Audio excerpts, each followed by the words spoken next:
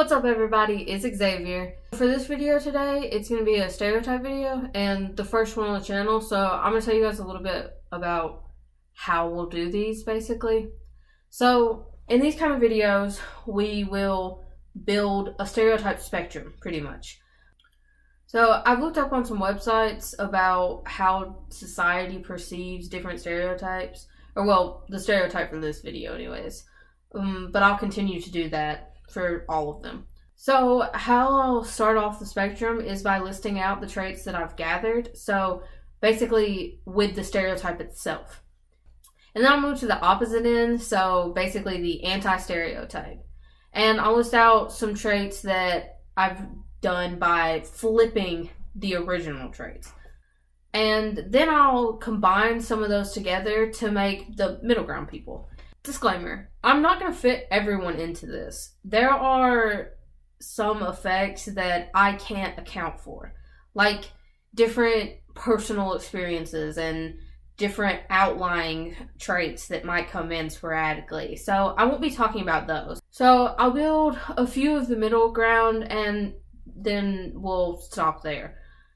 So to start off, we'll start with the stereotype. The stereotype that I'm going to be talking about today is bisexuality. Myself am bisexual and have heard most of these traits before. I've been told some of these to my face even. So to start off with the stereotype itself, there are 7 traits. Start off with the first stereotype. I've got to look on my phone here to read the list because they're kind of like a lot of traits and I can't remember those. I'm not that good, sorry. First set, which is the actual stereotype, has 7 traits in it. So greedy/selfish, always poly, promiscuous, has to alter the gender they are dating regularly, really just gay but too scared to fully come out, just confused, when dating one gender instead of the other, that automatically makes them straight/gay. Now, obviously, this is not very accurate for most bisexual people. Some of us do fit into that mold really well, and that's okay. Individuality is what makes everyone so incredible. But some of us don't. And I am one of the ones that doesn't fit most of those traits. I fit trait 2, so I am actually poly, which, just to clarify, I do not cheat on my partner. My partner knows, and it's completely consensual. They're actually poly too, so it works out. But most people will probably fit into the middle ground or the opposite end of the spectrum. So to start with the opposite end, the anti-stereotype, I'll list off those traits now. There are only 5 this time, so that makes it a little easier. But to read those off, selfless, always monogamous, prude, and I don't like the word prude. Society tends to use that word a lot. I'm just going to say doesn't like sex, and that's okay. Because, I mean, it is. And then not gay or straight, and gender of partner doesn't change their identification. Now, the last 2 traits are pretty obvious and are normally going to be set for every bisexual individual. Because why would we make another word for it if we were actually just gay or straight? Like, what would be the point in making bisexuality a word or like a term or a label? And also, the identification that we hold does not change depending on our partner. Like, if I was dating a girl, that wouldn't mean I automatically no longer find men attractive at all. I still find men attractive when I'm dating someone else. And depending on whether you're poly or monogamous depends on whether you act on that or not. And that's basically the only difference. Like, if you're monogamous or if you're poly, you have to have a talk with your partner, but you still find other people attractive. It doesn't change that fact or that matter. You don't magically become straight or gay just overnight. So that's where I'm coming from on that end. And now I'm going to build some of the middle ground people. So there are 3 sets of middle ground people that I've built by combining some of these traits. And I know that there are other people that get outside traits or that combine these traits in different ways or leave out some things or however it is.